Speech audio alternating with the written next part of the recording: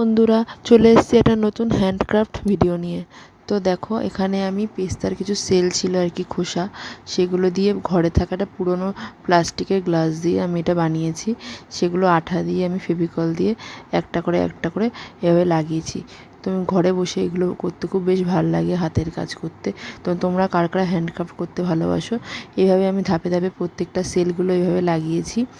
দেখো, সুন্দর করে প্রত্যেকটা আমার এখানে লাগানো হয়ে গেছে। আমার তো হ্যান্ডক্রাফট করতে খুব ভালো লাগে, তো আমি কোনো কিছু ফেলি না, যা থাকে আমি মোটামুটি সব রেখে দিই, সেগুলো দিয়ে কিছু না কিছু বানানোর চেষ্টা করি। দেখো, আঠা শুকিয়ে গেছে, পুরো একটা ফ্লাওয়ার ভাসের মতো হয়েছে। এখানে আমি কিছুটা পাত্রের মধ্যে একটু জল নিয়ে নিয়েছি, দিয়ে তুলি ভিজে এখানে গোল্ড ইয়েলো কালার যেটা আছে ফেব্রিকের, সেই কালারটা আমি এখানে আঠা দিয়ে ভালো করে, যাতে আঠা দেওয়াতে রঙটা বেশি ভালো সুন্দর বসে, তো ওঠার চান্স থাকে না। দেখো, আমার রঙটা কমপ্লিট হয়ে গেছে। দেখো তো কেমন লাগছে, আমার তো অনেকটা পাইনাপেলের শেপের মতোই দেখতে লাগছে।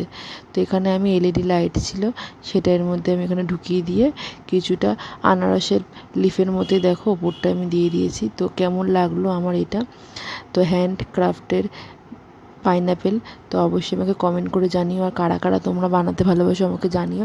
আমি পরে একটা নতুন আরেকটা ভিডিও নিয়ে আবার তোমাদের কাছে শেয়ার করব। আর বন্ধুরা, আমার পাশে সবসময় থেকো, যাতে আমি আরও নতুন নতুন কিছু করে তোমাদের দেখাতে পারি। টাটা।